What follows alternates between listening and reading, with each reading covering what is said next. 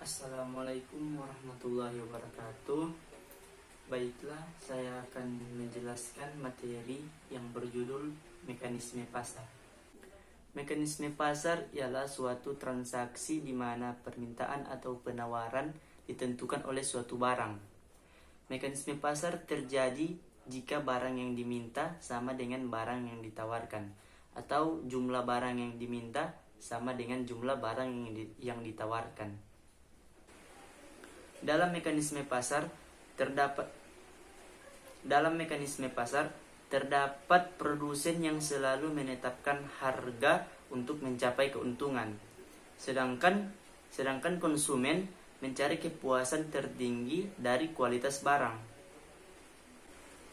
Mekanisme pasar mengatur produsen dan konsumen untuk mencapai kesepakatan antara harga dan kualitas barang.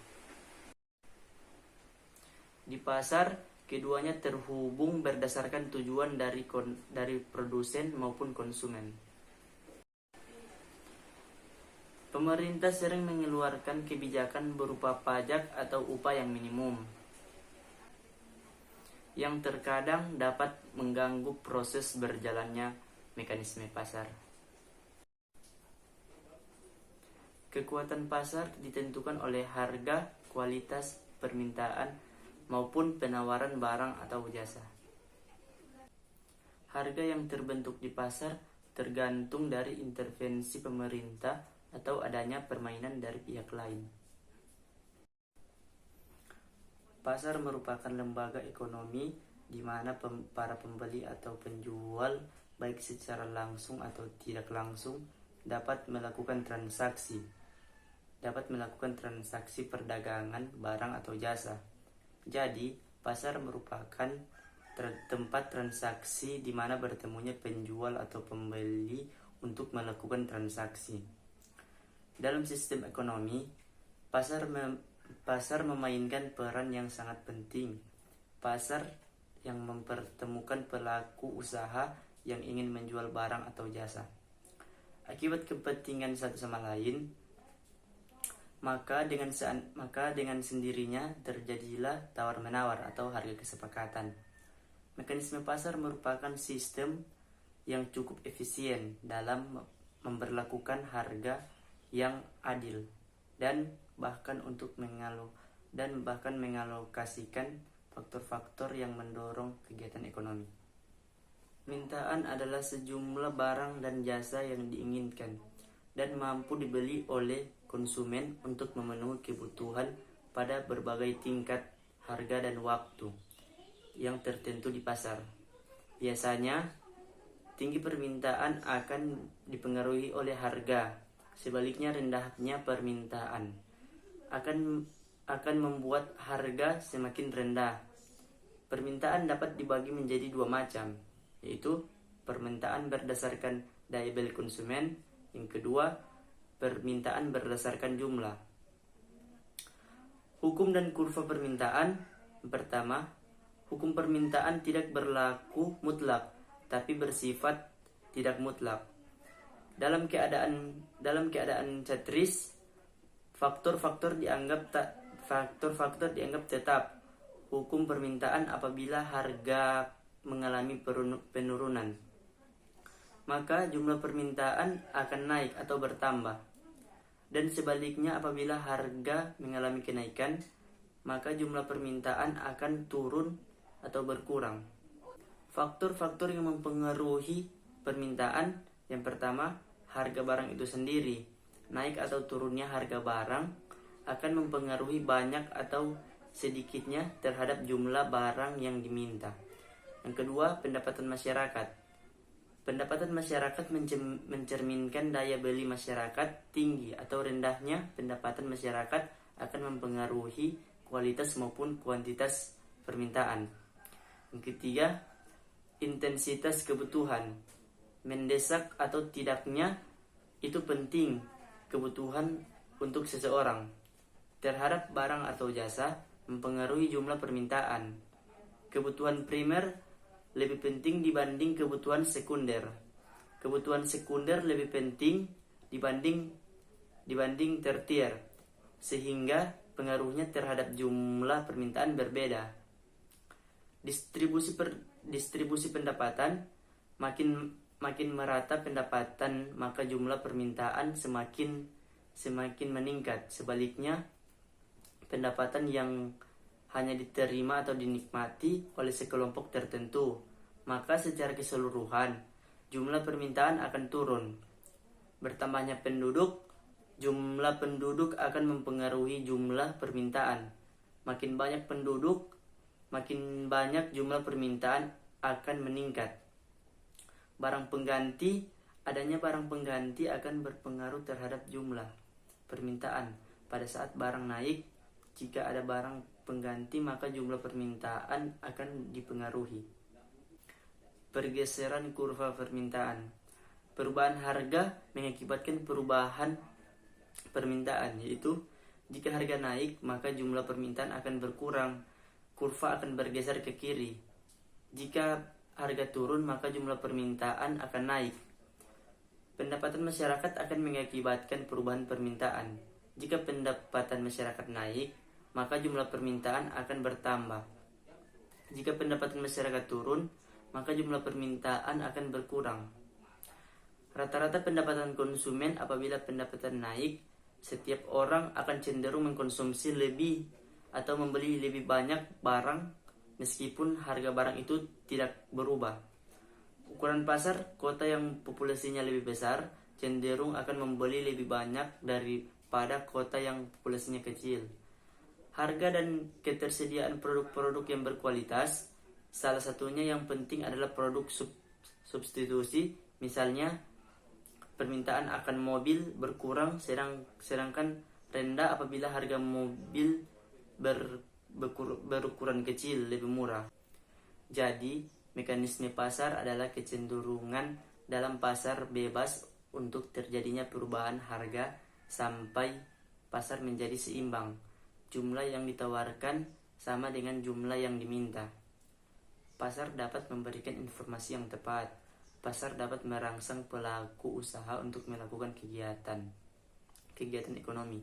Pasar mendorong pengguna faktor-faktor produksi, serta pasar dapat memberikan kebebasan yang tinggi kepada masyarakat untuk melakukan kegiatan ekonomi. Sistem pasar memiliki harga yang merupakan nilai suatu barang dalam suatu mata uang.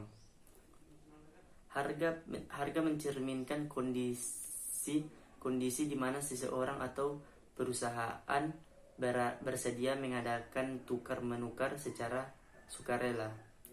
Permintaan adalah sejumlah barang yang diberi atau diminta pada suatu harga dan waktu tertentu. Sedangkan penawaran yaitu sejumlah barang yang dijual atau ditawarkan pada suatu barang memiliki kualitas atau harga yang dapat dijangkau. Jadi, pasar adalah sebuah mekanisme untuk pertukaran barang atau jasa yang sifatnya alami. Harga pasar dibentuk oleh berbagai faktor yang kemudian membentuk permintaan dan penawaran barang atau jasa. Permintaan konsumen dipengaruhi oleh banyak faktor seperti harga, pendapatan konsumen, selera, harapan, dan tingkat masalah. Sedangkan penawaran produsen juga dipengaruhi oleh banyak faktor seperti masalah, laba, dan harga. Interaksi antara penawaran dan permintaan yang akan membentuk titik keseimbangan. Keseimbangan dapat diubah dari sisi permintaan atau penawaran, baik sebagai akibat dari instruktur maupun yang tidak terstruktur. Pasar persaingan sempurna akan dapat menghasilkan harga yang adil bagi penjual dan pembeli. Oleh karena itu, jika mekanisme pasar tergantung, maka keadilan harga tidak akan bisa tercapai.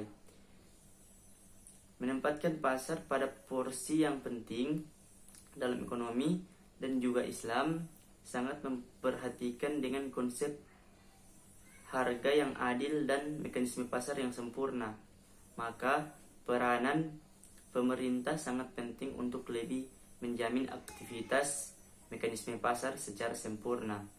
seperti mengambil kebijakan, intervensi harga yang tetap berpijak kepada keadilan. Salah satu pokok penting dalam fungsi permintaan dan penawaran adalah derajat kepekaan atau elastisitas jumlah barang yang diminta atau yang ditawarkan. Karena terjadinya perubahan, salah satu faktor yang mempengaruhinya. Pasar adalah lembaga utama untuk mengkoordinasikan pemecahan masalah ekonomi. Interaksi antara permintaan atau konsumen dengan penawaran penjual akan menentukan titik equilibrium atau keseimbangan antara penawaran dan permintaan atau harga pasar. Mekanisme pasar menunjukkan interaksi antara pembeli dan penjual dalam menentukan jumlah barang yang akan dijual atau dibeli pada berbagai tingkat harga. Kondisi ideal untuk menjawab pertanyaan barang yang akan diproduksi di negara maju ini terbukti efektif untuk mewujudkan kesejahteraan masyarakat. Harga keseimbangan adalah harga di mana baik konsumen maupun produsen sama tidak menambah atau mengurangi jumlah yang akan dikonsumsi dan dijual. Perubahan keseimbangan pasar terjadi bila ada perubahan di sisi permintaan atau penawaran.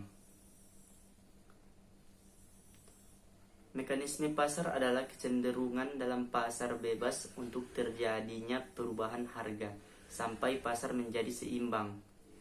Jumlah yang ditawarkan sama dengan jumlah yang diminta.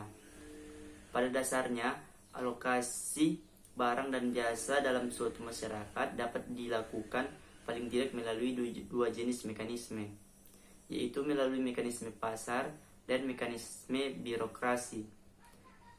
Dengan sejumlah kondisi yang disyaratkan, mekanisme pasar dianggap sebagai mekanisme yang dapat mendorong pemakaian sumber daya yang efisien.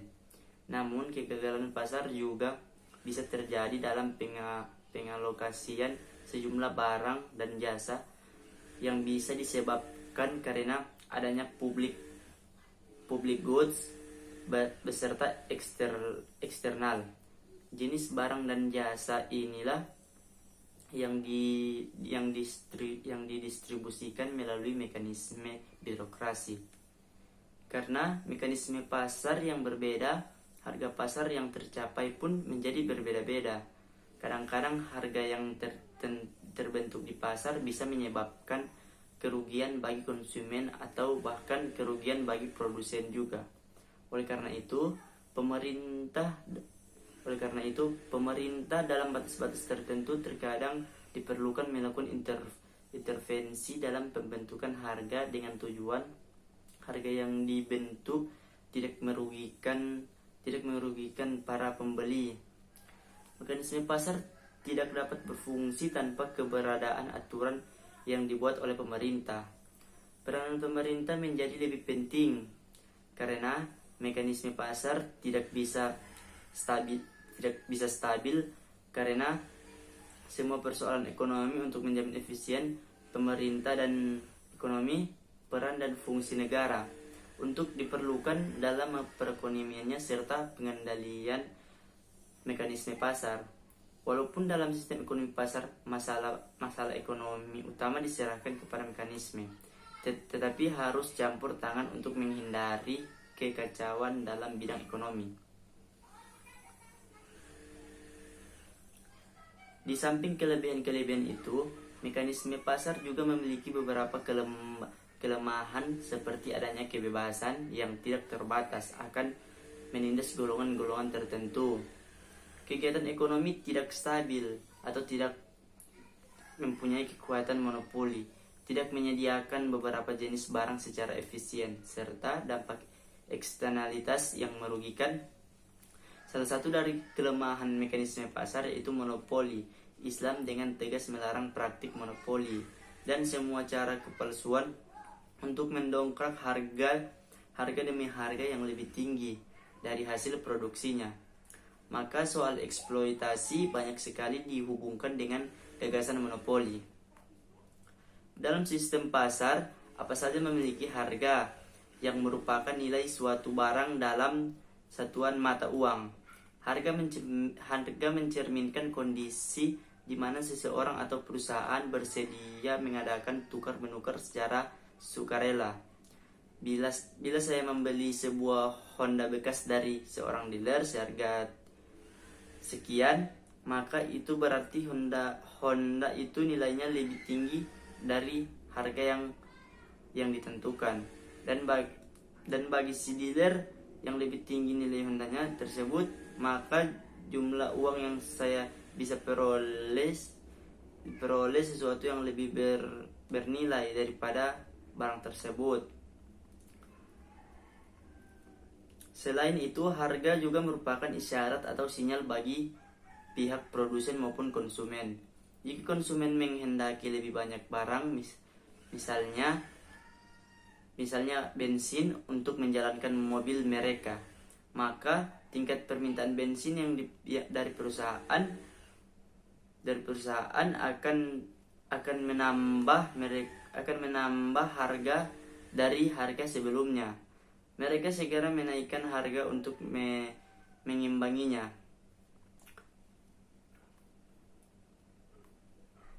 Penawaran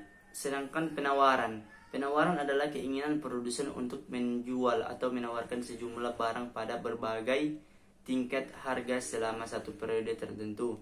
Terdapat beberapa faktor yang mempengaruhi penawaran suatu barang, yaitu harga barang itu sendiri, yang kedua harga barang yang terkait, yang ketiga harga barang produksi, yang keempat biaya produksi, dan yang kelima teknologi produksi.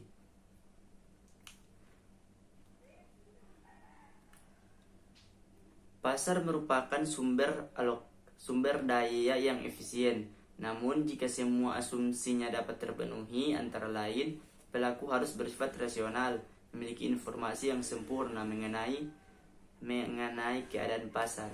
Pasar harus berbentuk persaingan sempurna dan barang yang ditawarkan harus bersifat privat. Namun pada kenyataannya apa yang terjadi? Yang diasumsikan tidak sesuai dengan yang ada di lapangan. Akibatnya kegagalan pasar pun terjadi. Ada beberapa hal yang menyebabkan kegagalan pasar terjadi, yakni informasi tidak stabil.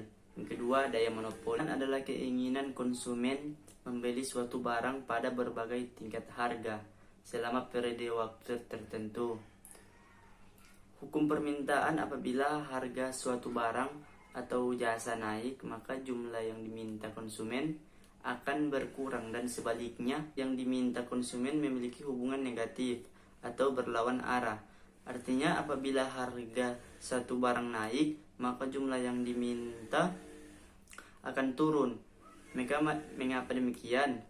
Hal tersebut karena apabila harga satu barang naik sementara penghasilan konsumen tidak berubah, maka daya beli konsumen akan menurun, sehingga ia akan mengurangi jumlah barang yang dibeli. Seperti apapun baiknya suatu barang, akan selalu ada barang lain yang dapat menggantikannya penggunaannya. Oleh karena itu, apabila harga satu barang naik, maka konsumen akan cenderung untuk mengurangi konsumsi barang yang harganya naik dan menggantikannya dengan barang yang lain yang juga memiliki keunggulan yang sama atau hampir sama. Hal ini membawa kita ke hukum permintaan. Bila harga suatu barang naik, maka jumlah barang itu yang diminta akan berkurang, dan sebaliknya. Harga barang lain juga mempengaruhi permintaan suatu barang, tetapi kedua macam harga tersebut mempunyai keterkaitan. Keterkaitan dua macam barang atau harga dapat bersifat pengganti dan bersifat komplement.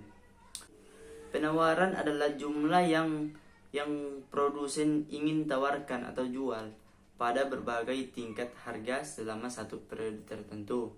Konsep penawaran mencerminkan perilaku produsen dalam menjual barang atau jasa tertentu yang tunduk pada hukum penawaran dan asumsi rebus yang mendasari. Jika harga barang naik, maka produsen cenderung akan menambah jumlah barang yang dihasilkan. Hukum penawaran menyatakan semakin tinggi harga suatu barang, semakin banyak jumlah barang tersebut yang ingin ditawarkan oleh penjual dan sebaliknya.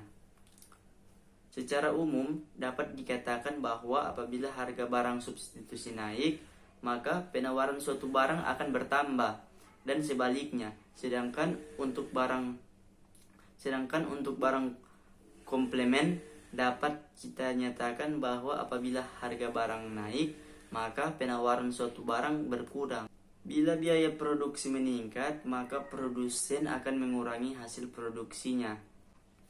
Jadi, mekanisme pasar adalah kecenderungan dalam pasar yang terjadinya perubahan harga sampai menjadi seimbang. Jumlah yang ditawarkan sama dengan jumlah yang diminta. Pasar dapat memberikan informasi yang tepat. Pasar dapat merangsang pelaku usaha untuk melakukan kegiatan ekonomi. Pasar mendorong penggunaan faktor-faktor produksi serta pasar memberikan kebebasan yang tinggi kepada masyarakat untuk melaksanakan kegiatan ekonomi. Sistem pasar apa saja memiliki harga yang merupakan nilai suatu barang dan satuannya mata uang. Harga mencerminkan kondisi di mana seseorang atau perusahaan bersedia mengadakan tukar-menukar secara sukarela. Mekanisme pasar sama juga kebiasaan yang terjadi adalah kemampuan di mana seseorang untuk dapat mengkombinasikan faktor-faktor produksi alat, tenaga kerja, dan modal untuk menghasilkan barang atau jasa. Sekian dari penjelasan materi yang saya sampaikan mengenai mekanisme pasar. Lebih dan kurangnya saya mohon maaf. Wabillahi taufiq wal hidayah. Wassalamualaikum warahmatullahi wabarakatuh.